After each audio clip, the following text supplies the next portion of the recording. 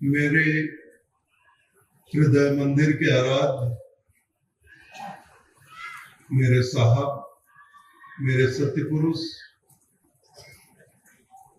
बंदी छोर कबीर के पावन चरण कमलों में कोटि कोटि बंदगी करते हुए पूज्य संत समाज, साहब के नेमी प्रेमी सभी भक्तजनों को सप्रेम साहेब बंदे।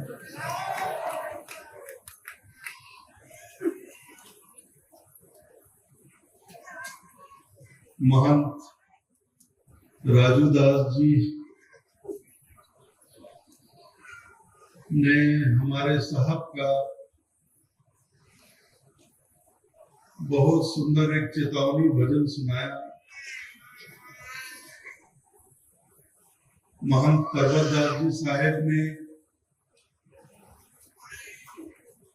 उस भजन पर अपने बहुत सुंदर विचार रखे। तत्पश्चात डॉक्टर महंत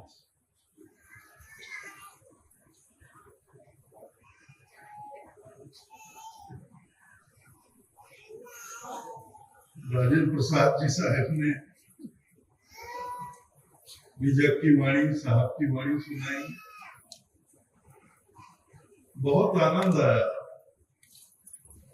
और साहब की वाणी सुनकर आनंद आता ही है। और साहब के वाणी वचन आज हमारे पास साहित्य और ग्रंथों में ही है। तो साहब के वाणी वचनों का आनंद उठाने के लिए हम लोग सब साहित्य, ग्रंथ, किताबें ये ग्रंथालय से ले लेते हैं।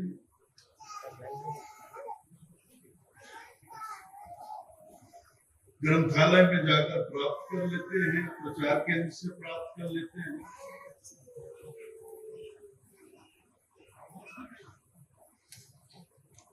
लेकिन हमें समझना चाहिए,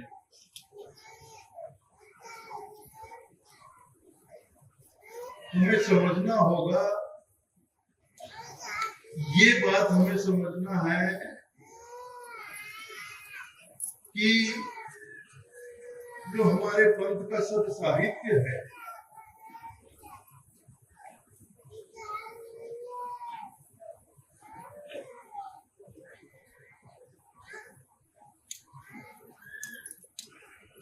हमारे पंथ का जो सब साहित्य है, उन सब साहित्य में हमारे साहब के वाणी वचन है, हमारे सदगुरु के वाणी वचन है।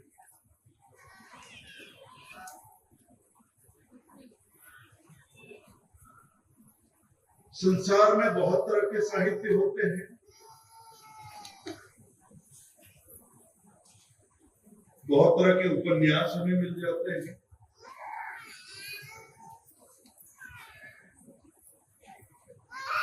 कहानियों की किताबें मिल जाती हैं। उनको बाहर निकलने की जगह दे दीजिए। तो जिनका बालक रो रहा है, माता जी अपने बच्चे को लेकर बाहर निकल जाए, बाहर उधर खुले में ले जाकर चुप करा दें। उनको जगह दे दीजिए,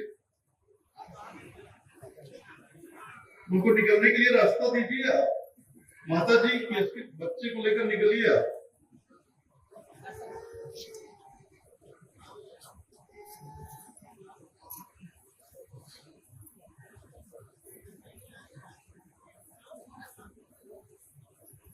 उधर खुले में ले जाइए।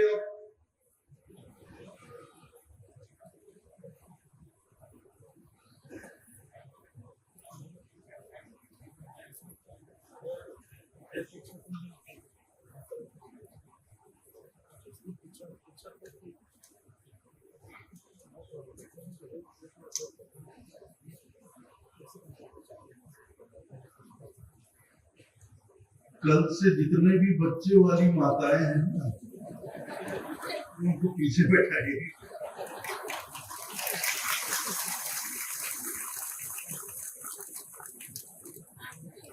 बच्चे की कोई गलती नहीं, बच्चा तो रोएगा ही।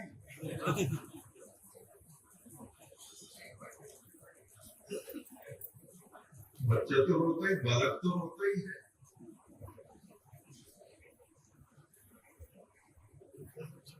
हमारी माताओं को समझना चाहिए, छोटे से बच्चे को लेकर सामने बैठेंगी, अगर बच्चा बीच में रोने लगा तो यहाँ कितने समय के बाद, साल में एक बार अवसर मिलता है, हमारे संत महात्मा पधारते हैं, उनके वाणी वचन सुनने का अवसर मिलता है, इसमें व्यवधान उत्पन्न होता है। ज्यादा कुछ नहीं, थोड़ी सी समझदारी की जरूरत है। जो बिल्कुल छोटे बच्चे वाले जो माताएं हैं ना, वो थोड़ा बाजू में बैठे या पीछे बैठे, बच्चा रोए तो तुरंत बच्चे को लेकर खुली जगह में चले जाए तो बच्चा चुप हो जाएगा। यहाँ भीड़ देखकर ये मतलब ये माइक चल रहा है, स्पीकर चल रहे हैं, उसकी आवाज में और डर के और जोर से होता है और नई नई आवाजें सुनता है। कभी राजूदास की आवाज सुनता है, कभी पर्वतदास साहेब की आवाज सुनता है, कभी राजेंद्र प्रसाद की साहेब की आवाज सुनता है, कभी मेरी भयानक आवाज सुनता है, और जैसे मैंने बोलना शुरू किया तो और जोर से रोने लगता है।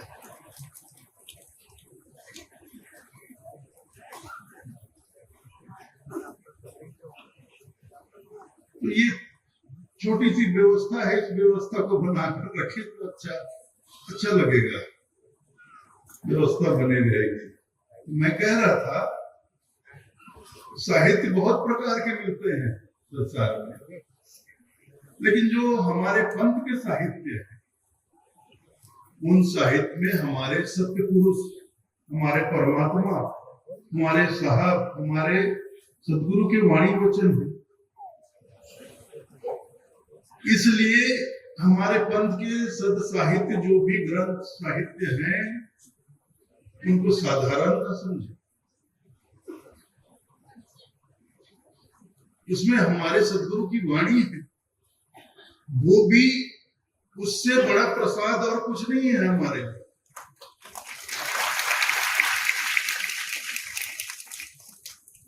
चौका आरती में जो पान प्रसाद प्राप्त करते हैं ना, वो प्रसाद उस सदगुरु के वाणी रूपी प्रसाद के सामने कुछ भी नहीं है। मतलब इस संसार में सदगुरु के वाणी से बढ़कर और कोई प्रसाद हो ही नहीं सकता।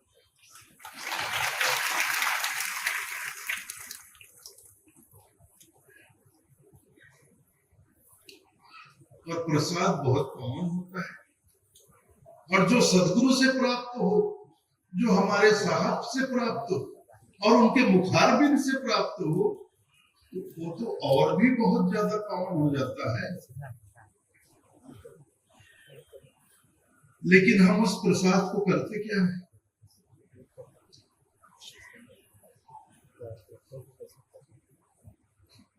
भानु प्रताप गोस्वामी अभी मेरे पास यही बोलने आया था, मेरे कान में यही बोल रहा था कि मैं बहुत जगह जाता हूँ, बहुत से लोगों के, कबीरपंथियों के घर में जाता हूँ, उनके घर में देखता हूँ हमारे पंथ के साहित्य कहीं इधर पड़ा है, कहीं उधर पड़ा है। मतलब कहीं भी रद्दी सद्दी, किसी कहीं भी कचरे में पड़ा है, गंदे में पड़ा है, धूल चढ़ा है। ये तो ठीक बात नहीं है।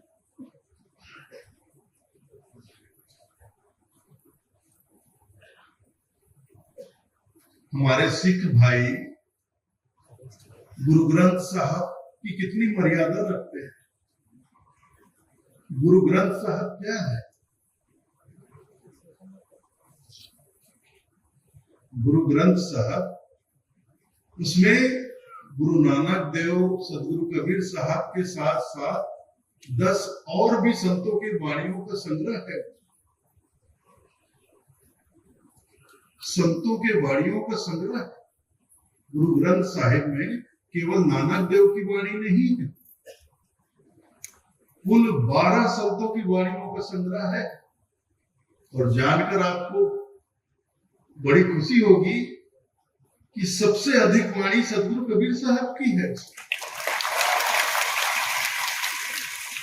सदगुरु नानक देव की वाणी से भी अधिक वाणी सदगुरु कबीर साहब की संग्रहित है। कितनी मर्यादा से उस गुरु ग्रंथ साहित्य को रखते हैं। और हम कबीरपंथी लोग अपने सदगुरु के वाणी वचनों से भरे हुए ग्रंथ को, साहित्य को कैसे रखते हैं? विचार करो, सोचो। आप सब यहां से लेकर जाते हो, घर में कैसे रखते हो? कहीं भी ऐसे फेंक दिए, मर्यादा से रखते भी नहीं। पढ़ लेटे लेटे, कोई बैठे बैठे पढ़ रहा है, कोई लेटे लेटे पढ़ रहा है। पढ़ते पढ़ते नींद आने लगे, बाजू टेबल में ऐसे फेंक देते हैं। जैसे कोई फिल्मी मैगजीन हो, फिल्मी पत्रिका होती है, राजनीतिक पत्रिका होती है, बस उससे ज्यादा हम उसकी कोई औकात नहीं समझते।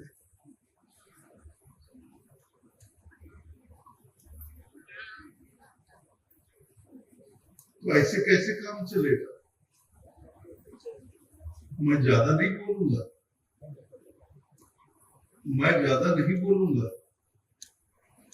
मैंने बोलना कम कर दिया है, बहुत कम कर दिया है। पहले की तरह नहीं बोलता मैं 2 घंटे 3 घंटे 4 घंटे, घंटा सवा घंटा से ज्यादा मैं बोलता भी नहीं। और आगे और भी कम कर दूंगा, ज्यादा नहीं बोलूंगा।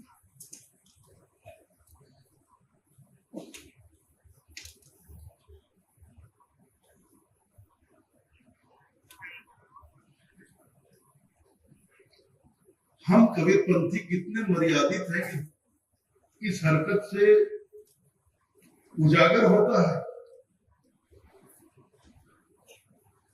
कि हम अपने सत्पुरुष के, अपने साहब के वाणी वचनों से भरी हुई किताब के साथ, ग्रंथ के साथ, साहित्य के साथ कैसा बर्ताव करते हैं। घर में उसे किस भांति रखते हैं। डॉक्टर भानुप्रताप गोस्वामी गलत नहीं बोल रहा है, उसने देखा, कई घरों में देखा होगा, उसके मन को पीड़ा हुई होगी, तभी आकर आज उसने मुझे बोला।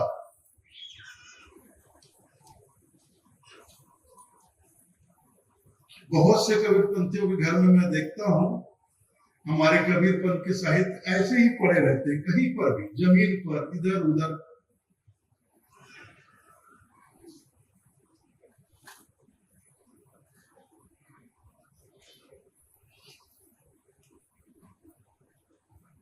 तो हम कैसे कबीरपंथी हैं भाई?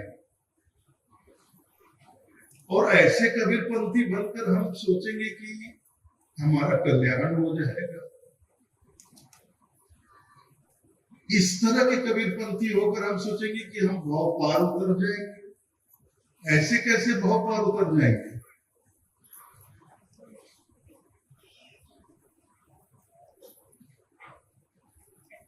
चलो कहीं नामदान दिया जा रहा है, नामदान ले लिया, नामदान लेकर बोलते हम कबीरपंथी हैं।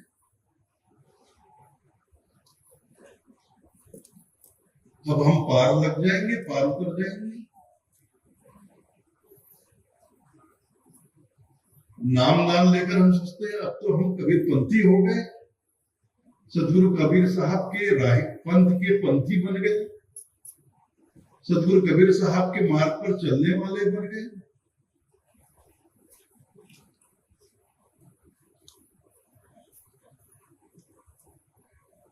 साहब के मार्ग पर चलना इतना आसान समझा है क्या? सदगुरु की एक वाणी है, ये बस एक वाणी बोलता हूं। साहब ने स्वयं कहा, पंथ हमार खाने की धार। ध्यान से सुनिए, पंथ हमार खाने की धार, दृढ़ होए गहे सो उतरे।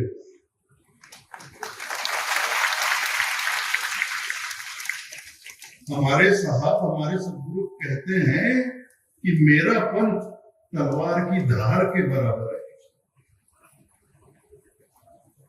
खाने की धार,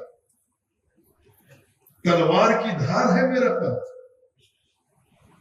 और तलवार की धार पे चलना इतना आसान नहीं होता, बच्चों का खेल नहीं होता। इसलिए साहब कहते हैं दृढ़ होए गए सो उतरे पार। दृढ़ता से जो मेरे पंथ को नहीं अपनाएगा, गहना मतलब ग्रहण करना, अपनाना, पूर्ण दृढ़ता से जो मेरे पंथ को, मेरे मार्ग को नहीं अपनाएगा, वो नहीं उतरेगा। जो दृढ़ता से अपनाएगा, दृढ़ होए गए सो उतरेगा। दृढ़ होकर जो मेरे पंथ को अपनाएगा वही पार उतरेगा, बाकी सब यहीं रह जाएंगे।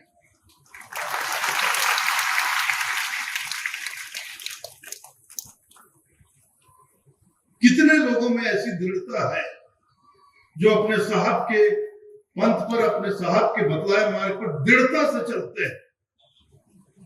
यहां हजारों कबीरपंथी बैठे हुए हैं।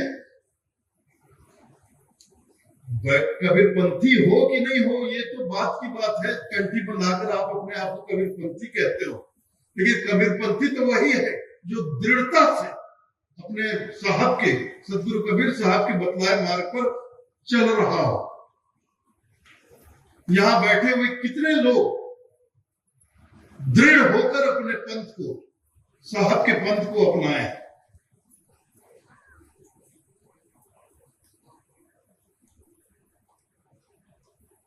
छोटी छोटी बातों पर रोने लगते हैं, शिकायतें करने लगते हैं।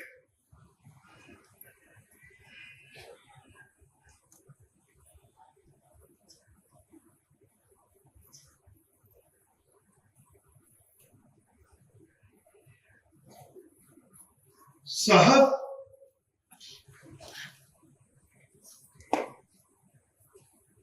के पंथ में आकर साहब के वाणी वचनों को बोलना, दोहराना,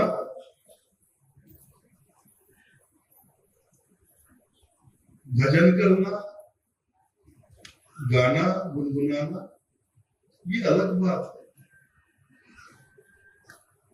लेकिन उस भजन में जो भाव है,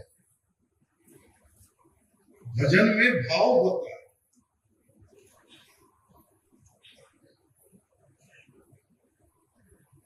साहब के हर एक पद में, दोहे में, साखी में एक भाव होता है।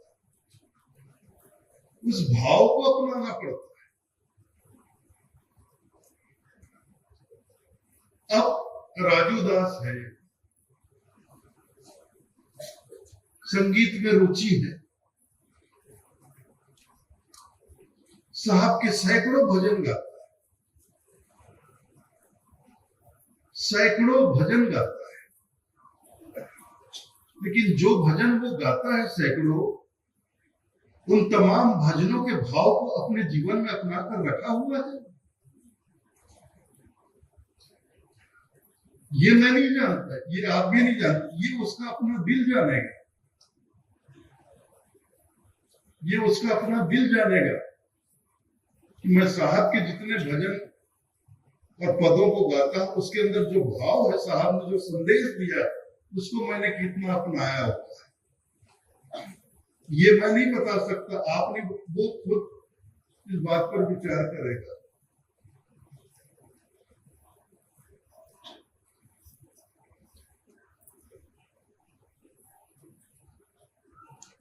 सारे लोग ग्रंथ साहित्य ले जाकर, साखी ग्रंथ ले गए, शब्दावली ले गए, अनुराग सागर ले गए, बीजक ले गए, बहुत तरह की साहित्य है हमारे कवि ले गए। उसको पढ़ते हैं, याद कर, दोहे याद कर लेते हैं, पद याद कर लेते हैं, भजन याद कर लेते हैं, रामायणियां याद कर लेते हैं, खूब एक दूसरे को सुनाते हैं, चर्चा में बैठते हैं। चर्चा के दौरान एक से इधर से एक दोहे का तीर चलता है तो सामने वाला दूसरे दोहे का तीर चलाता है, ऐसा खेल भी होता है भाई हमारे पंथ। साहब के वाणी वचनों को हमने अपना हथियार बना लिया।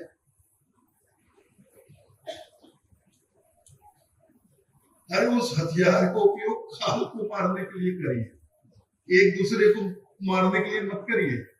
लेकिन मैं ज्यादातर देखता हूं हमारे कबीरपंथी लोग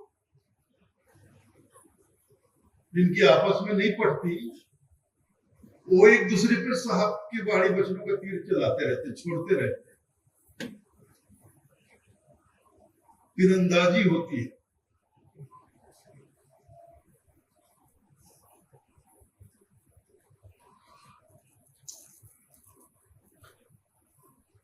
तो ये जो लोग साहब के इतने वाणी वचनों को रट कर बैठे हुए हैं,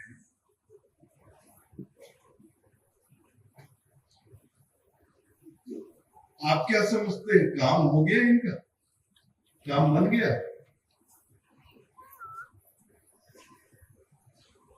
ये बिल्कुल वैसे ही लोग हैं। एक किस्सा सुना था मैं, हमारे गुरुदेव परम पूज्य पंतरी हजूर वीरेंद्र मुनि नाम साहब सत्संग कर रहे थे, तो एक बार एक किस्सा बोले थे कि एक जंगल में शिकारियों का बड़ा आतंक था। शिकारियों का बड़ा आतंक था एक जंगल में। शिकारी जंगल में जाते थे, जाल फैलाते थे, दाने डालते थे, छुपकर बैठ जाते थे और उनके फैलाए हुए जाल में उस दाने के लोभ में पड़कर, लालच में पड़कर रोज सैकड़ों पक्षियां फंस जाया करते और वो शिकारी उन पंछियों को पिंजरे में कैद करके ले जाते थे और शहर में ले जाकर बेच डालते। ऐसा काफी दिनों तक चलता रहा। तो पंछी सब जंगल में पंछी समाज के जो बुजुर्ग थे उनको चिंता होने लगी, अगर ये ऐसा ही चलता रहा तो इस जंगल से पंछियों का अस्तित्व ही खत्म हो जाएगा, एक भी पक्षी नहीं बचेगा। रोज शिकारी आते हैं, जाल फैलाते हैं, दाना डालते हैं और हम लोग फंस जाते हैं उसमें। धीरे धीरे हमारी संख्या कम हो रही है, इनसे कैसे बचें?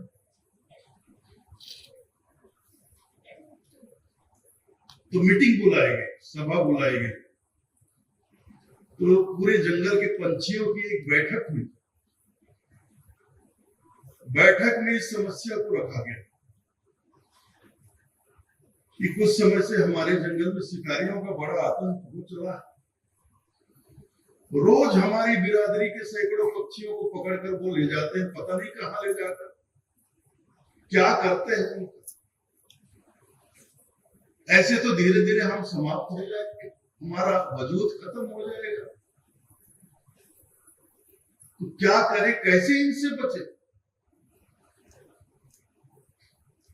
बहुत देर तक मंत्रणा चलती रही,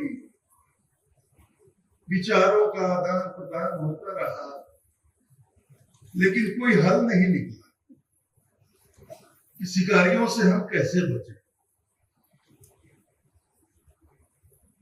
फिर अंत में एक बुजुर्ग सा पंछी था, उस पंछी ने कहा, भाई हम लोगों को तो कोई उपाय सूझ नहीं रहा, लेकिन हमारे जंगल में नदी किनारे एक सिद्ध महात्मा निवास करते हैं, उनकी कुटिया है।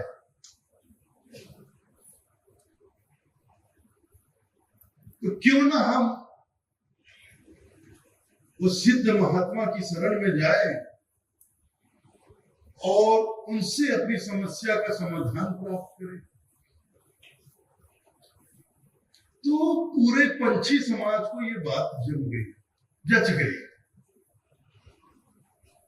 तो सबने कहा बिल्कुल सही आपने कहा है, आज से ठीक 2 दिन बाद इस जंगल का पूरा पंछी समाज उस सिद्ध महात्मा की शरण में जाकर उनसे अपनी समस्या का समाधान मांगेंगे। तो 2 दिन के बाद जंगल के सारे पंछी नदी किनारे उस सिद्ध महात्मा की कुटिया के पास पहुंच गए। महात्मा जी अपनी कुटिया के साथ, बुजुर्ग महात्मा थे, सिद्ध महात्मा थे, बैठे हुए थे। तो तमाम पंछी वहां पहुंचे, उन्होंने महात्मा जी को प्रणाम किया। तो पहली बार ऐसा हुआ था कि जंगल के तमाम पंछी एक साथ महात्मा जी के समक्ष प्रस्तुत हुए थे। तो महात्मा जी ने पूछा, और सब चिंतित नजर आ रहे थे, सबके चेहरे पे चिंता नजर आ रही थी। महात्मा जी ने पूछा, क्या बात हो गई, तुम सब लोग इतने चिंतित क्यों नजर आ रहे हो, कोई समस्या है क्या? तब पंछियों ने बताया, मुनिवर, बहुत बड़ी आफत आ गई, बहुत बड़ी समस्या है। हमारे जंगल में कुछ समय से शिकारियों का बड़ा आतंक हो गया। बहुत सारे शिकारी आते हैं, रोज प्रतिदिन जगह जगह जाल फैलाते हैं, दाना डालते हैं, और हमारे बिरादरी के पंछी उसमें फंस जाते हैं। उनको पकड़कर पता नहीं वो कहां ले जाते हैं। वो पंछी फिर लौट कर कभी नहीं आते।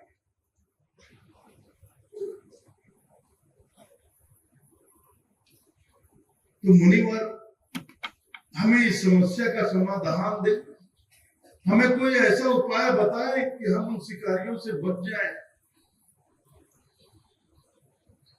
तो महात्मा जी ने उनकी समस्या सुनी, थोड़ा चिंतन मनन किया, सोच विचार किया, और सोच विचार करने के बाद बोले, देखो, मुझे एक उपाय सूझ तो गया है। उपाय मैं तुम सबको बता भी दूंगा, लेकिन उपाय तुम्हें ही करना पड़ेगा। कर पाओगे तो इस समस्या से बच जाओगे। मेरा काम उपाय बताना है। तो तमाम पक्षियों ने हाथ जोड़कर बोला, मुनिवर, आप उपाय बताएं, आप जो भी उपाय बताएंगे हम उसका अक्षरशः पालन करेंगे। तो महात्मा जी ने कहा, सुनो, मेरी बात ध्यान पूर्वक सुनो, और मेरी एक एक बात को, मेरे एक एक शब्द को कंठस्थ याद कर लो, स्मरण में रख लो। जी महात्मा जी, सबने कहा, पंछियों ने, जी महात्मा, मैं तुम्हें एक मंत्र बता रहा हूं, एक युक्ति बता रहा हूं, एक उपाय बता रहा हूं। इस उपाय को, इस युक्ति को, इस मंत्र को अगर तुमने अपना लिया तो शिकारियों के जाल से तुम बच जाओगे। अब ध्यान से सुनो। तो सारे पंछी ध्यान से सुनो। तो महात्मा जी ने कहा, मैं एक एक शब्द बोलता हूं, तुम लोग भी मेरे साथ उसका उच्चारण करते रहो, उच्चारण करते चलो।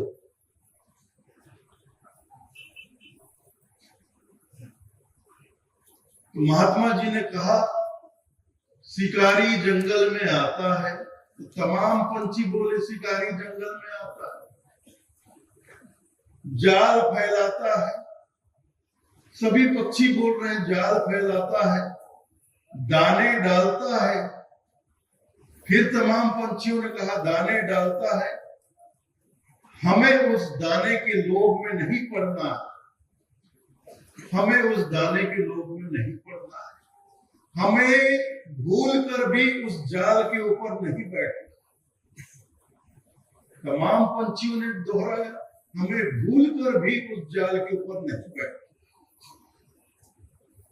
1 बार, 2 बार, 3 बार, 4 बार, 5 बार, 10 बार, 20 बार, जब तक एक एक पंछियों को ये मंत्र, ये युक्ति, ये उपाय कंठस्थ याद नहीं हो गया, तब तक महात्मा जी ने उन तमाम पंछियों को शिकारियों से बचने का उपाय पाठ पढ़ाया।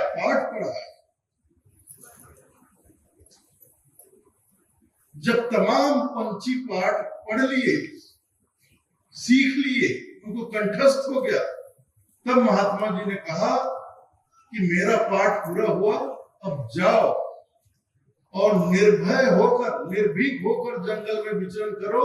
अब तुम्हें शिकारियों से कोई खतरा नहीं। तमाम पक्षियों ने सिद्ध महात्मा जी का आभार माना और सबने प्रणाम किया और सब खुशी खुशी पूरे जंगल में अपने अपने जहां निवास था चले गए। ज्यादा दिन नहीं हुए, दूसरे दिन की ही बात थी। शाम को महात्मा जी अपनी कुटिया के सामने बैठे थे। उन्होंने देखा कि उनके सामने से 15-20 शिकारी गुजर रहे हैं। उनके कंधे पर जाल है और उस जाल के अंदर सैकड़ों पंछियां फंसी हुई है और जाल के अंदर फंसे हुए वो रट रहे हैं। शिकारी जंगल में आता है, जाल फैलाता है, दाने डालता है। हमें दाने के लोभ में नहीं पड़ना है, किसी कीमत पर हमें शिकारी के जाल में नहीं पड़ना। जाल में फंसे हुए हैं और जाल में फंसे हुए वो महात्मा जी के पाठ को पढ़ रहे, दोहरा रहे, भजन की तरह गा रहे हैं। शिकारी जंगल में आता है, जाल में फंसे हुए, जाल के अंदर शिकारी जंगल में आता है, जाल फैलाता है, दाने डालता है। हमें दाने के लोभ में नहीं पड़ना है, किसी कीमत पर जाल के ऊपर नहीं बैठे। महात्मा जी अपना सर पकड़ लिया, महात्मा जी ने अपना सर पकड़ लिया। मन ही मन सोचा, ऐसे अविवेकी, ऐसे मूर्खों को उपदेश देने का भी कोई लाभ नहीं।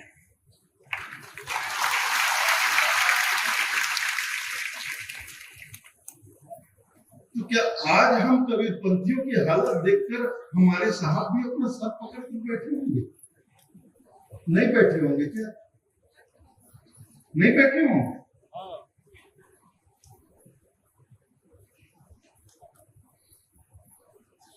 साहब ने हमें भी तो बहुत सा पाठ पढ़ाया है, नहीं पढ़ाया? कितना पाठ पढ़ाया साहब?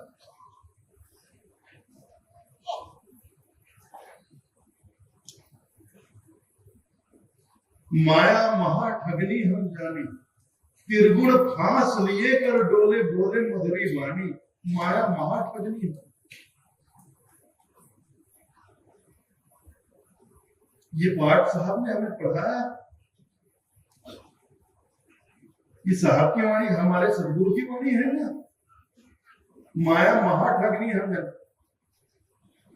ये माया तू बहुत बड़ी ठगनी है, मैं अच्छे से जानता हूं तुझे, तू ठगनी है। त्रिगुण फांस लिए कर डोले बोले मधुरी वाणी। तू 3 गुणों का फांस अंदर लेकर घूम रही है इस संसार में और बोलती बहुत मधुर है। बोले मधुरी वाणी, बहुत मीठा मीठा बोलती है ताकि लोग तेरी बातों में आकर तेरे जाल में फंस जाए। साहब की एक वाणी है, ऐसी वाणी बोलिए मन का आपा खोए, औरन को शीतल करे आपहु शीतल।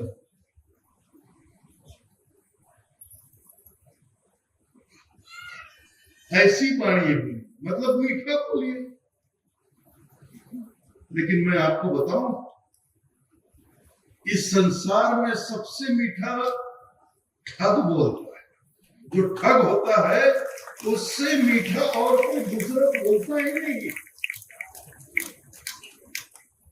ठग देखा है आपने? आप लोगों ने ठग देखा है कि नहीं देखा? क्यों? आप लोगों ने कोई भी नेता नहीं देखा? अरे गजब करते हो यार, इनसे बड़ा कोई ठग है क्या हमारे देश में? हमारे भारत देश में ये नेता नाम का जो प्राणी है, उससे बड़ा कोई ठग हो? हर 5 साल में आके ठग को बना जाते हैं। ठग मतलब नेता, नेता मतलब ठग। ये पर्यायवाची शब्द है भाई, समझो इस बात को।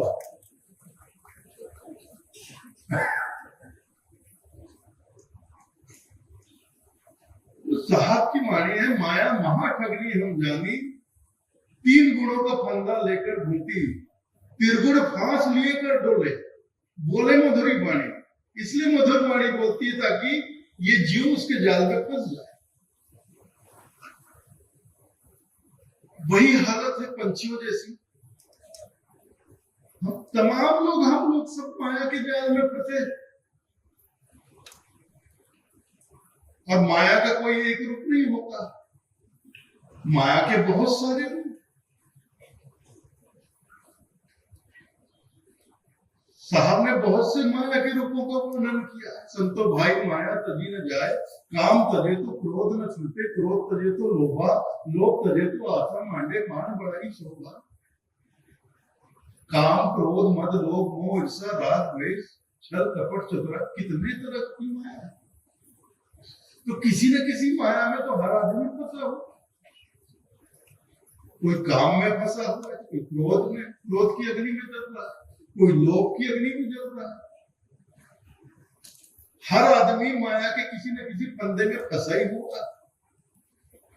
और माया के फंदे में फंसा हुआ साहब की वाणी को गा रहा है, माया महा ठगनी हम जानी, हम जानी। अरे तू जानता है फिर फंसा कैसे? माया महा ठगनी हम जानी, हम जानी मतलब मैं जानता हूं माया तू बहुत बड़ी ठगनी है। तो 3 गुणों का फंदा लेकर घूम रही है, बहुत मीठी वाणी बोलती है, बहुत मधुर अपना रूप दिखाती है, बहुत बड़ी मधुरता दिखाकर तू फंसाती है। मैं बहुत अच्छे से जानता हूँ, मैं जानता हूँ। जब मैं जानता हूं तो मैं फंसा कैसे?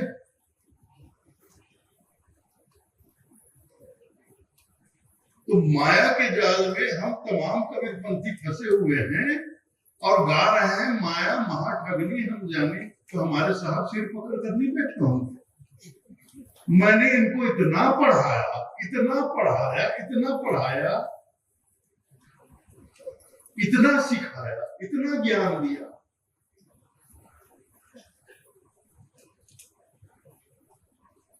उसके बाद भी ये माया के जाल में फंसे हुए हैं और फंसे हुए गा रहे हैं कि माया मान।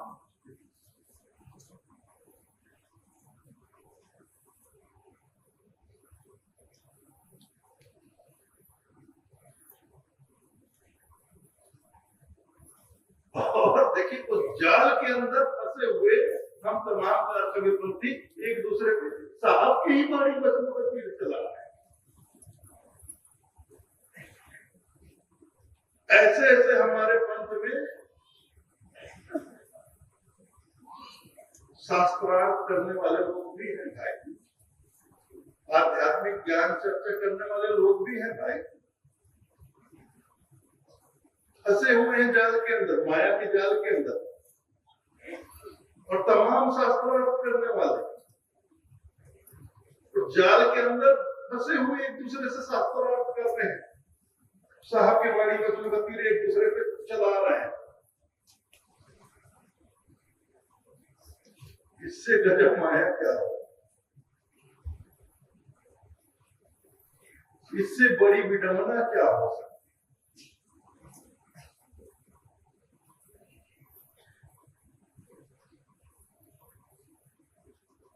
कोई आदमी कबीरपंथियों को देख, कोई आदमी बैठा है अपने गांव में काट तंबाकू मल रहा है, कोई बीड़ी पी रहा है, कोई ऊपर चिलम चढ़ा रहा है, कोई भांग घोट के पी रहा है, बैठे हैं और साहब की वाणी सुना रहे हैं एक दूसरे। भांग, तंबाकू, चूतरा, आपू और शराब हाथ में गिलास है, किसी के हाथ में भांग का गिलास है, किसी के हाथ में शराब दारू का गिलास है, कोई चिलम लिए बैठा है, कोई बीड़ी लिए बैठा है, कोई तंबाकू रगड़ते बैठा है और आपस में चर्चा चल रही है। देखो साहब की वाणी है, आपस में चर्चा चल रही है। भांग तंबाकू छूतरा और शराब कौन करेगा बंदगी, ये तो है खराब।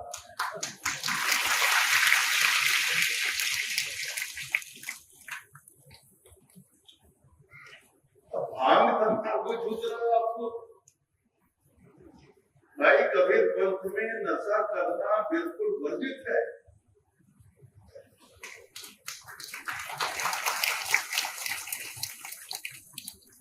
किसी भी प्रकार का नशा नहीं,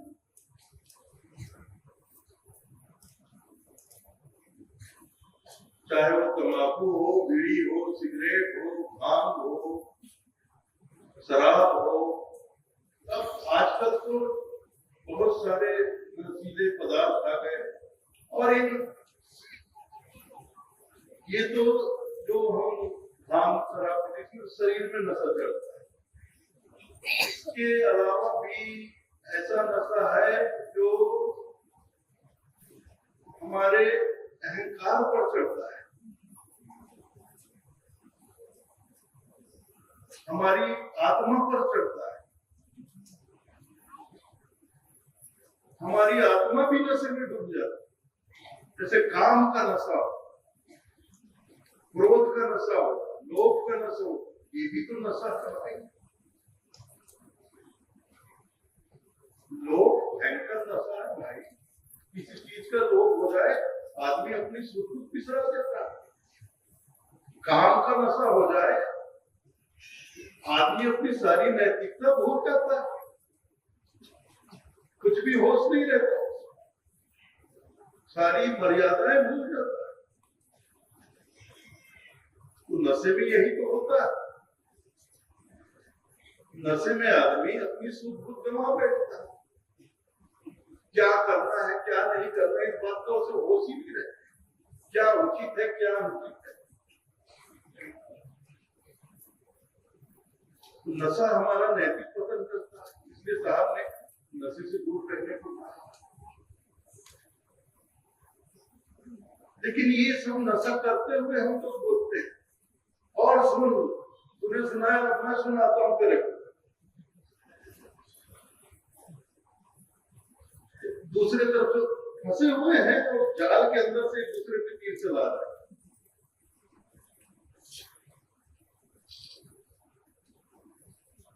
तो वो जो तंबाकू रगड़ रहा था वो उसको बोलता है गांजा पीने वाले को, बीड़ी पीने वाले को, और खुद तंबाकू रगड़ रहा है। बोलता है गांजा पीने वाला गंवार।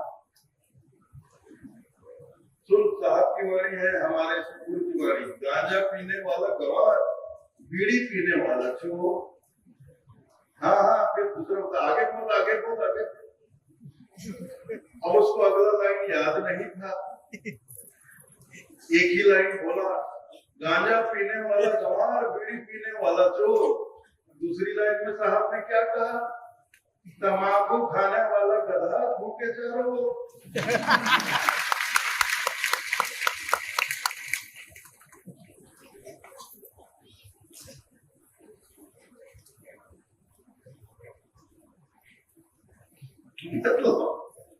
आप समझ लो, समझदार पैसा काफी होता है।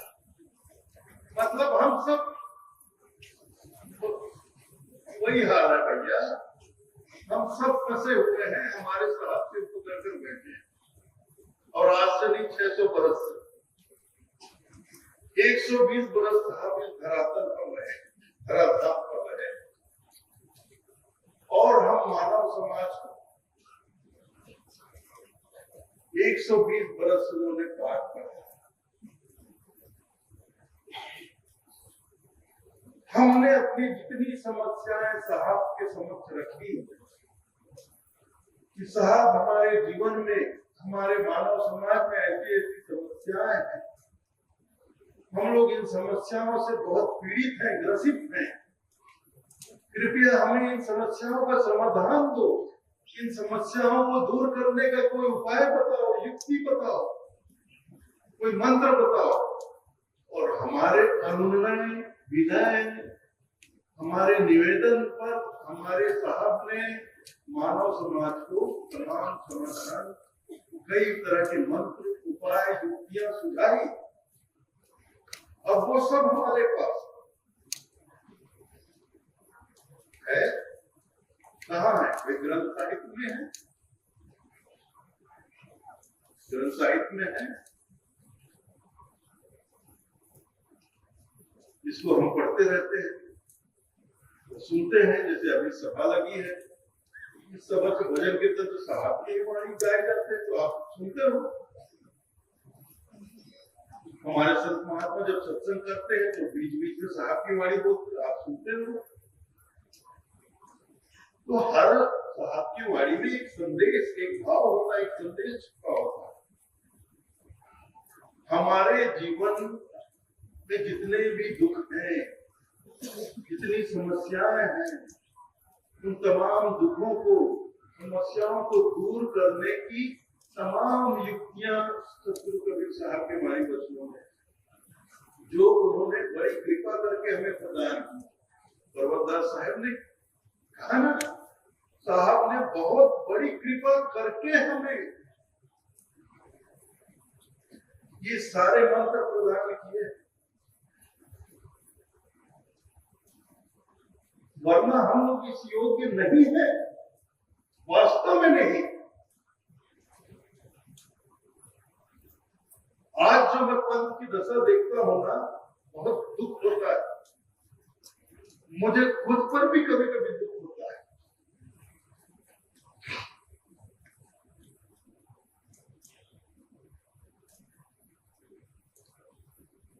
हमारे शत्रु कबीर साहब ने मानव समाज में हर तरह की बुराई को समाप्त करने, हर प्रकार की बुराई, समाज में जितने झगड़े, मानव समाज में चाहे सांप्रदायिक झगड़े हो, चाहे वर्ण व्यवस्था के नाम पर झगड़े हो, चाहे जाति का झगड़ा हो, अमीर गरीब का झगड़ा हो, छोटे बड़े का झगड़ा हो, हर झगड़े को उन्होंने शांत करने का, समाप्त करने का प्रयास। लेकिन आज भी मैं देखता हूं कि दो कबीरपंथी एक ही सदगुरु, एक ही साहब के शरण में रहते हुए आपस में लड़ते हैं।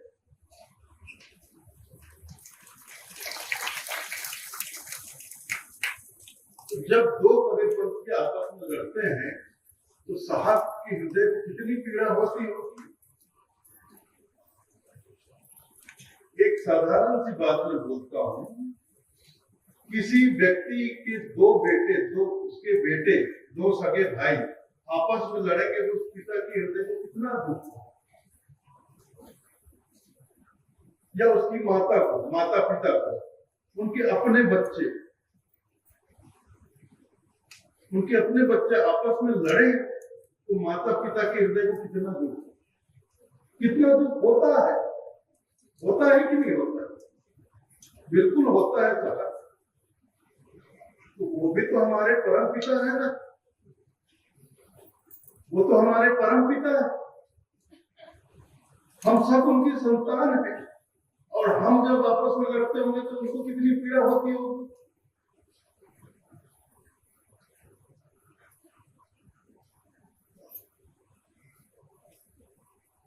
हमारे साथ गुरु ने हमें इतना पाठ पढ़ा है, इतना पाठ पढ़ा, किसी पाठ को हमने हृदय में धारण नहीं, अमल में लाए ही नहीं, बस रट के कंठस्थ करके रख लिया, हृदय में उतारा नहीं, कंठ में ही रख लिया, कंठस्थ कर लिया, कंठ तक, गले तक, गले में रखकर सिर्फ गलेबाजी कर रहे हैं। कुछ लोग आपस में बैठकर गलेबाजी करते हैं, कुछ लोग मंच पर बैठकर, मेरे जैसे लोग मंच पर बैठकर गलेबाजी ही हो रही है।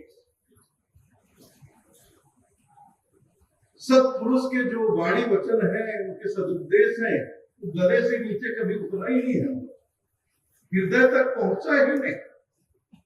इसीलिए तो हमारा जीवन बदलता नहीं।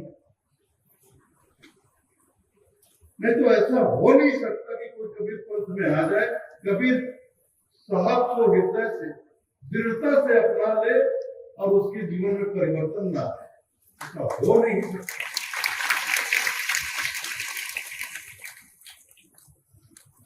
जैसे सूरज उगे, सूर्योदय हो और हम कहें सूर्योदय हो गया लेकिन प्रकाश नहीं, ये असंभव, ऐसा हो ही नहीं सकता कि सूर्योदय हो और धरती पर अंधेरा छाया रहे, प्रकाश ना आए। ऐसा हो ही नहीं सकता कि आप दृढ़ता से साहब के पंथ को अपनाओ और आपका जीवन ना बदले, आपके दुख दर्द दूर ना हो नहीं सकता। लेकिन आपके जीवन में आज कभी अपने आप को कबीरपंथी कहने के बाद, कबीरपंथ में नामदान लेने के बाद, दीक्षा लेने के बाद आप रो रहे हो, आपके जीवन में शिकायत है, तो इस बात का ये प्रमाण है आपने दृढ़ता से अपने साहब के पंथ को नहीं अपनाया। इसमें कोई बहाना नहीं चल सकता, आप बहाना चलेगा नहीं। स्पष्ट प्रमाण, पंथ हमार खाड़े की धार, दृढ़ हो गए तो उतरे पार। दृढ़ता से जिसने पंथ को अपनाया वो पार उतर गया।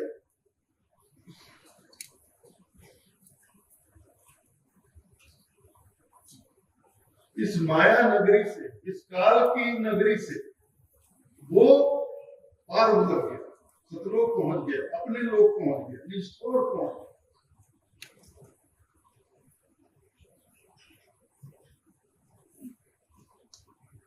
तो ज्यादा दूसरों का मतलब कुछ कबीरपंथियों को देखता हूं मैं कि दूसरे लोगों का थोड़ा सा अपमान करने का प्रयास करते हैं। ये बिल्कुल सही नहीं है। कबीरा गर्व न कीजिए, कबीरा गर्व न कीजिए, रंग न हंसिए कोई, अजबू न हो समुद्र में ना जाने क्या। गर्व किसी बात का नहीं होना चाहिए। कुछ कबीरपंथी लोग दूसरों का मजाक उड़ाते हैं, अपमानित करते हैं, ऐसा बिल्कुल मत करिए। साहब ने कहा है, बुरा जो देखन मैं चला, बुरा न मिलिया कोई, वो दिल खोजा अपना मुझसे बुरा। दूसरों की बुराइयों पे नजर मत डालो, देखना है तो पहले खुद को देखो। सबसे पहले आत्मनिरीक्षण करो, परीक्षण करो, फिर समीक्षा भी कर डालो कि मेरे अंदर कितनी बुराई है।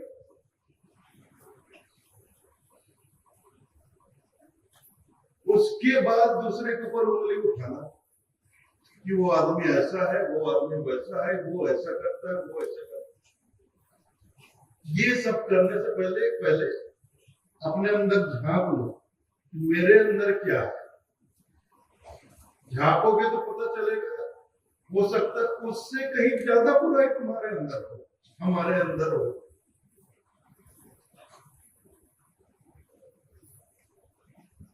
जो दिल खोजा अपना मुझसे बुरा रखा।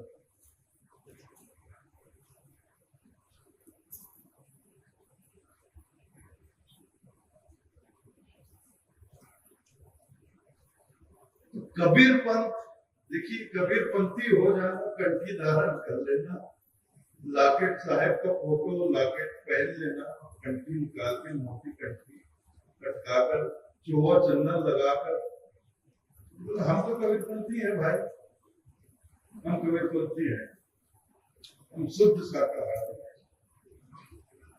शुद्ध शाकाहारी।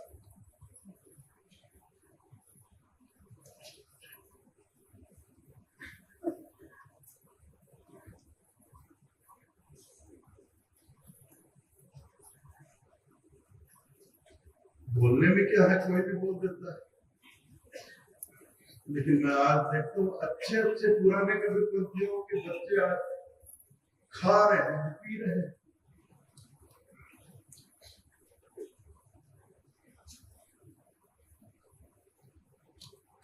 अच्छे अच्छे कबीरपंथी कहे, मैंने तो भाई मेरे पास तो, मैं सोशल मीडिया पर कल मैंने बताया ना, कई साधु के भेष में लोग हैं, कुछ कड़िहार है पढ़ते हैं, तो लोग जानते, मैं सोशल मीडिया पर हूं तो मेरे पास फोटो आता है, कोई साधु बीड़ी फूक रहा है, कोई कड़िहार होकर सिगरेट पी रहा है, कोई कड़िहार होकर लोगों को सब उपदेश देने के बजाय उल्टी सीधी बातें सिखा रहा है। किसी का नाम नहीं लूंगा मैं,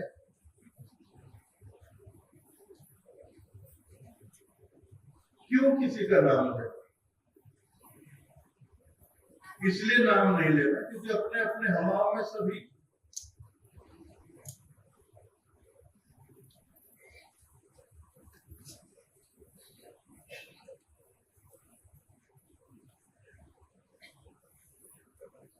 तो अगर जैसे कि महान पर्वतदास साहब ने कहा, हम आत्म कल्याण के लिए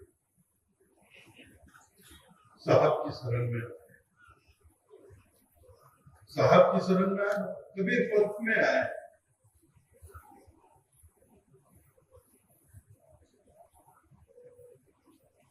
तो पंथ को हम जब तक दृढ़ता से नहीं धारण करेंगे, अपनाएंगे, हम पार नहीं उतर सकते।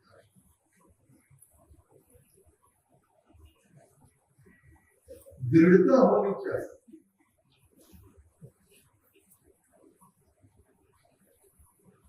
साहब ने जो हमें निर्देश दे दिया उसका चाहे हमारा सर कलम हो जाए, लेकिन हमें उसका पालन करना, ऐसी दृढ़ता। इसीलिए तो कहा गया है ना, संध्या पाठ की शुरुआत कैसे होती है? लगन इकट्ठी ने मेरे भाई गुरु से लगन इकट्ठी, उसमें कितने दृष्टांत दिए गए हैं, आप सब लोग जानते हो, आप सब संध्या पाठ करते हो।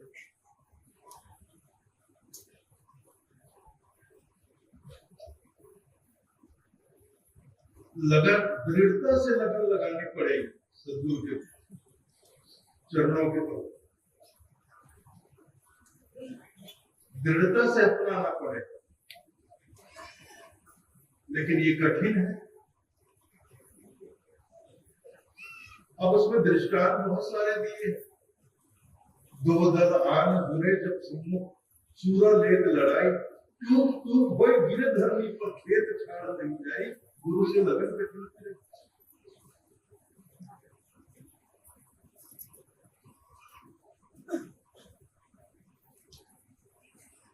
स्वाति बूंद को रटत पिया पिया पिया रटलाई, प्यासे प्राण जाए क्यों ना गुरु और नीर नहीं।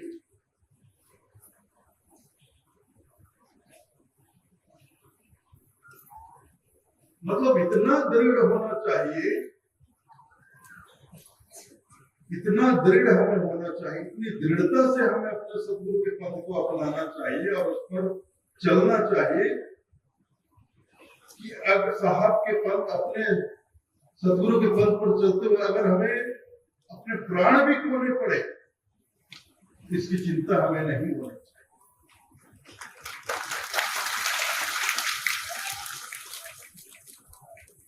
लेकिन आप लोग बहुत कमजोर हैं, बहुत कमजोर है।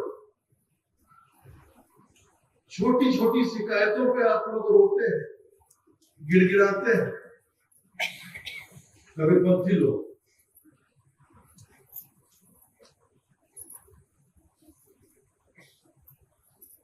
कुछ कबीरपंथी लोग सामाजिक व्यवस्था के नाम से रोते चिल्लाते रहते हैं, आंसू बहाते रहते हैं कि हमारे समाज में जो कबीरपंथी नहीं है वो लोग हमारे ऊपर इतना अत्याचार करते हैं, ऐसा करते हैं, हमारा बहिष्कार कर देते हैं, ये करते, करने तो।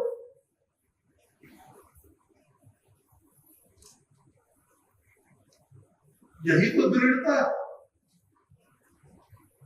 अरे तुम्हारा समाज क्या, पूरा दुनिया तुम्हारा बहिष्कार कर, तुमको ये बोलना चाहिए कि तुम समाज के लोग क्या पूरी दुनिया मेरा बहिष्कार कर दे तो भी मैं अपने साहब का काम छोड़ूंगा। ये नहीं, लेकिन आप लोग इतने कम रो रो के मेरे को मैसेज भेजते हो कि साहब हमारे पंथ हमारे समाज के लोग हम लोग कबीरपंथी इसलिए हमारा बहिष्कार कर देते हैं। हम उनके यहाँ भोजन, वो लोग सब मांसाहारी, हम के भोजन किसी भी समारोह में ब्याह में किसी का मृत्यु वहां जाते हैं, खाने पीने वाले तो शामिल तो होते हैं लेकिन भोजन नहीं करते, हमारा बहिष्कार कर देते। बस इतनी सी बात हो गई कि रो रो के मेरे को मैसेज करते हो। इतने कमजोर बनोगे कि कम से कम कबीरपंथी तो आप नहीं हो सकते। कमजोर आदमी कबीरपंथी हो ही नहीं। इसीलिए साहब के पंथ के विषय में कहा गया है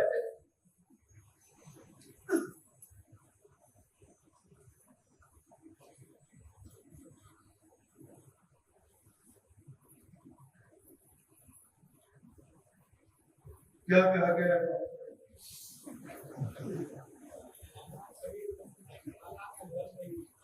आता है कोई सुंदर, आप सब जानते हो, आना कबीर पंथ में ये खाला का घर नहीं, खाला कहते मौसी को, मौसी का घर समझ के मत चले आना। कबीर पंथ तो हमारी मौसी का घर है, उस घर में जाकर हम मौसी के घर में कुछ भी उत्पात कर लेंगे, कैसे भी रह लेंगे, कुछ भी कर लेंगे। आना कबीर पंथ में खाला का घर नहीं, आता है कोई सुर नर जिसे दुनिया का डरना।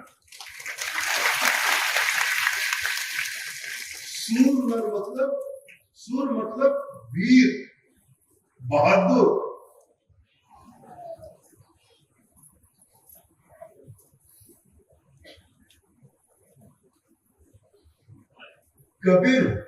कबीर पंथ को दृढ़ता से कोई वीर, कोई बहादुर जीव ही अपना सकता है। मैं पुरुष या महिला की बात नहीं करूंगा, शारीरिक तौर पे आप, शारीरिक बनावट से आप स्त्री हो पुरुष हो,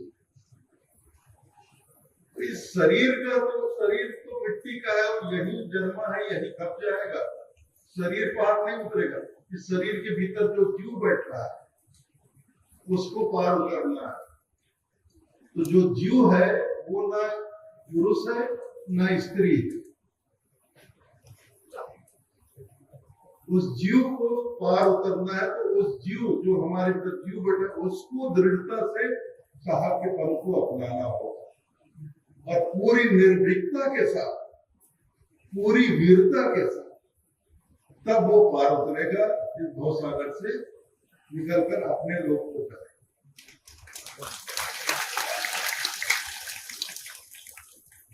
मैं जानता हूं बहुत कठिन है भाई, कोशिश तो करना, कोशिश भी नहीं करो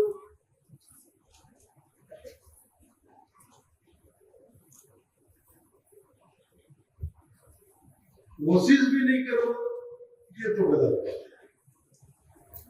कोशिश पूरी होनी चाहिए, अपने तरफ से प्रयास पूरा होना चाहिए कि हम दृढ़ता से साहब के बदलाए मार्ग पर चलेंगे, हम पर चलेंगे। तो जो अंतिम श्वास तक दृढ़ता पूर्वक साहब के पथ पर, साहब के पथ पर, साहब के मार्ग पर चलता रहेगा वो तो ऊपर ही जाएगा, और जो कहीं पर भी कमजोर पड़ेगा वो नीचे गिर जाएगा, वो यहीं रह जाएगा। बहुत सारे तो तलवार के धार पर चलना कभी भी सरल नहीं होता, आसान नहीं होता। इसलिए कबीर पंथ को बच्चों का खेल मत बनाइए।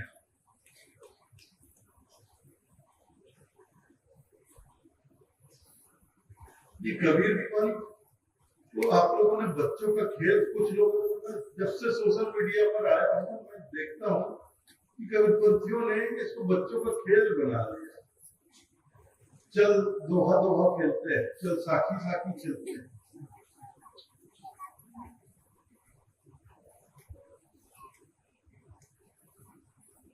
ये दोहा दोहा साखी साखी खेलने का पंथ नहीं है बात।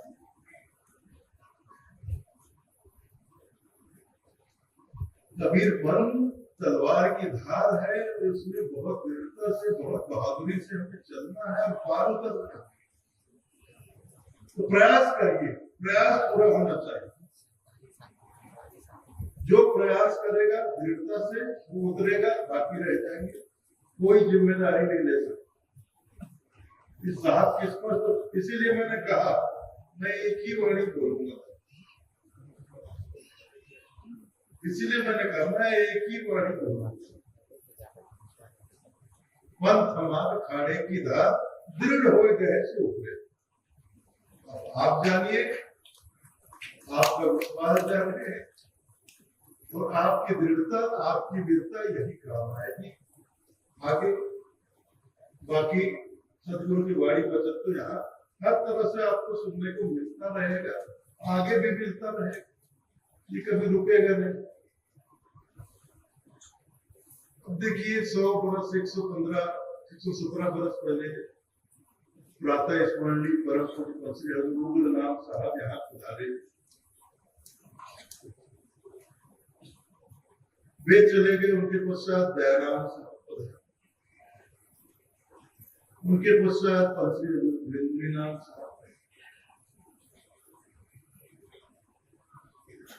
उनके अंतर ध्यान होने के बाद 30 वर्ष आज हो गए, 92 से 2022 चल रहा है, वैसा ही चल रहा है, चलता रहेगा। लेकिन पार उतरना ये अलग बात है। ये तो चलता रहेगा, ये मेला हर साल होता रहेगा, संत समागम होता रहेगा, ऐसी व्यवस्थाएं होती रहेगी, भंडारा चलता, सब कुछ होता रहेगा। जुटते रहोगे आप लोग, हजारों में, लाखों में आओगे जाओगे, लेकिन बहुत थोड़े से, बहुत थोड़ा भी गिनती के लोग ही साहब के पंथ को दृढ़ता पूर्वक अपनाएंगे और पार होंगे, ये पक्की बात है। और दुनिया में कोई भी आदमी ये कहे कि मुझसे नाम डाल लो तुम्हारी मुक्ति हो जाएगी, तो उससे बड़ा पाखंडी और कोई नहीं। अगर मैं कहूँ आपसे कि आप मुझसे नाम डाल लोगे तो आपकी मुक्ति निश्चित है, तो मुझसे झूठा इस दुनिया में दूसरा कोई नहीं। और ऐसा दावा इस संसार में कोई भी करे, कोई भी करे, मुझसे नाम दान लो, मुझसे दीक्षा लो, तुम्हारी मुक्ति निश्चित है। नाम दान लेने भर से किसी की मुक्ति नहीं होती है भाई।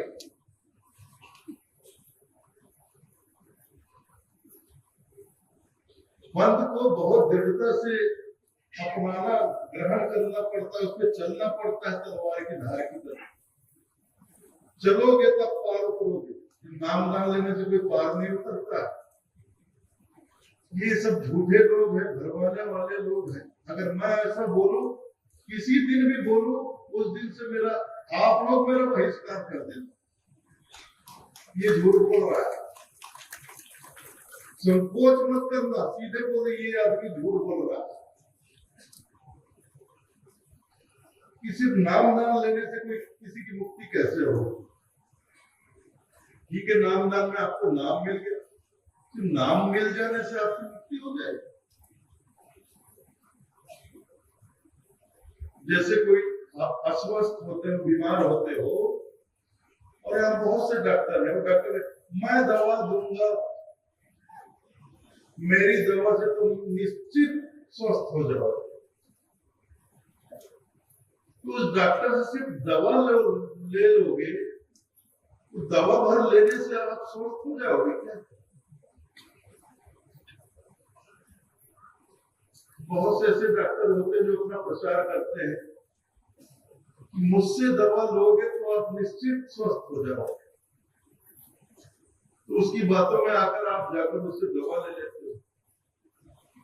सिर्फ दवा ले लेने घर से आप स्वस्थ हो सकते हो? नहीं। वो जो दवा दी गई है उसको नियम से पूरे परहेज के साथ जब तक सेवन नहीं करोगे, उसको ग्रहण नहीं करोगे, अपने शरीर के अंदर नहीं डालोगे, कैसे स्वस्थ होगे? तो नामदान ठीक है, नामदान कहीं से भी आपने ले लिया, नामदान लेकर बैठे हो, लेकिन उसका सुमरन नहीं किया और दृढ़ होकर सुमरन नहीं किया, कैसे पार उतरोगे? ये संभव ही नहीं है। इसलिए इधर उधर की बातों में कभी छोड़ो मत आप। ये जीवन बार बार नहीं मिलता है, मानव जीवन, और ये मानव जीवन है कितना बड़ा, और आधी से ज्यादा जिंदगी तो बहुत से लोग गुजर भी गई है, कुछ लोग तो अंतिम चरण में भी पड़े हुए और अभी तक भटक रहे हैं। तो ज्यादा समय नहीं है इस जीवन में, मानव जीवन बहुत लंबा नहीं होता। आप यहाँ 200-400 साल के लिए नहीं आए। आज के इस माहौल में, दूषित माहौल में, मनुष्य की औसत आयु कितनी रह गई है? 65-70 साल, उससे ज्यादा आदमी नहीं जीता। कोई बहुत तंदुरुस्त हो, नियम परहेज से जिए तो 80-90 साल तक जी जाता। पुराने लोग जीते थे 100 वर्ष, लेकिन अब नहीं, ज्यादा समय नहीं है हमारे पास। तो अभी भी जो समय हमारे पास शेष है, थोड़ा सा भी जो समय बचा है, तो जरूरत है कि हम नींद से जागे, अपने विवेक को जगाए, सदगुरु के पंथ को पहचाने और अपने पंथ को दृढ़ता से धारण करें, अपना कल्याण करें भाई। ये बात देखिए, मुझे भी 1992 से, मैं जब हमारे गुरुदेव लोग पास हो गए, तब से मैं 1992 से देखिए 2022 30 वर्ष हो गए, मैं भी थक चुका हूं बोलते हुए। मैं आज ही अपने साथियों जो मैं बैठा था, अपने कमरे में बैठा था, आज ही अब इच्छा नहीं हो, बोले चलना है, सभा में चलना है, लोग इंतजार कर रहे हैं आपका सत्संग सुनने के लिए, प्रवचन सुनने के लिए। पता नहीं क्यों मेरे दिल से ये बात मुझे आना अच्छा नहीं हो, थक चुका। कितना बोलो वही बात, अलग अलग ढंग से,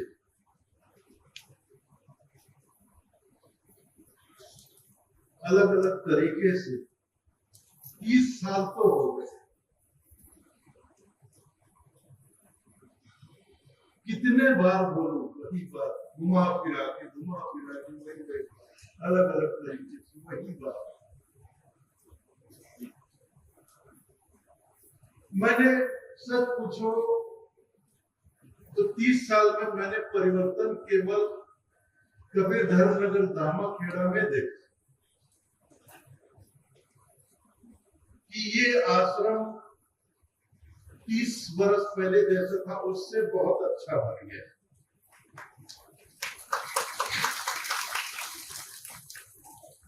तीस वर्ष पहले यहाँ इतनी सुविधा नहीं थी, अब तमाम सुविधाएं उपलब्ध। 30 वर्ष पहले यहाँ बहुत थोड़े से लोग आते थे, अब हजारों लाखों में लोग आते हैं। ये मैंने देखा। लेकिन कबीरपंथियों में तो बदलाव देखता ही नहीं। कबीरपंथियों का जीवन बदलते हुए देखता ही नहीं।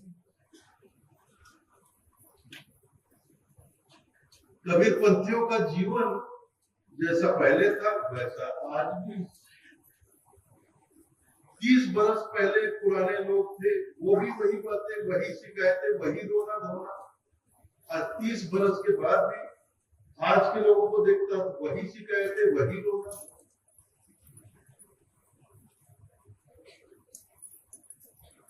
मतलब हम लोग सिर्फ कंठीधारी का विपत्ति है। हमने दृढ़ता से कंठी को जरूर धारण कर लिया,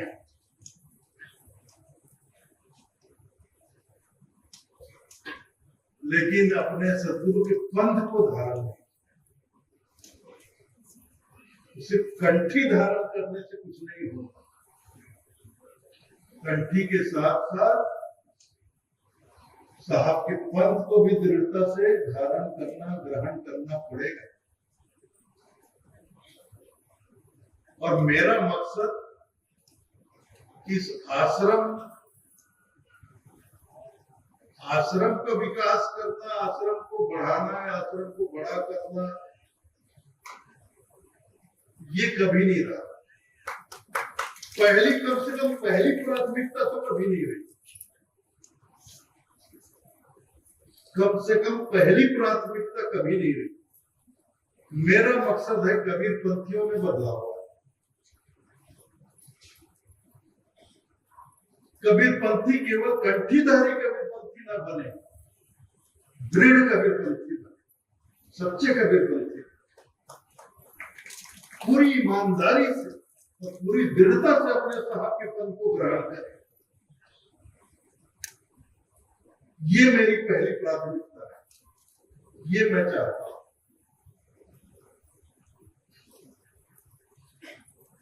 संगठन तो हुआ आप लोगों में, नवयुवक मंडल का मैंने गठन किया 2004 में। तब से हमारे युवक जो हैं, नवयुवक है, युवा लोग हैं, वो हर क्षेत्र में संगठित हो गए, नवयुवक मंडल का गठन कर दिया।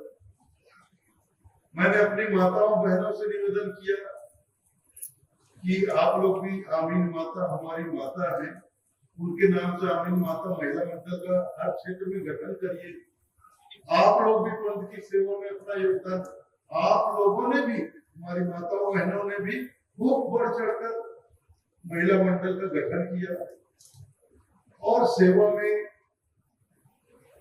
पंथ की सेवा में, व्यवस्था में भरपूर योगदान प्रदान करती। लेकिन इसके साथ साथ हमको दृढ़ कबीरपंथी भी तो बनना पड़ेगा भाई।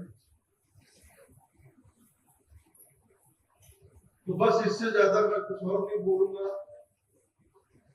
आप लोगों ने मेरी बातें बहुत ध्यानपूर्वक सुनी, इसके लिए मैं हृदय से आभारी हूँ। इतना ही कहकर आज्ञा चाहूंगा।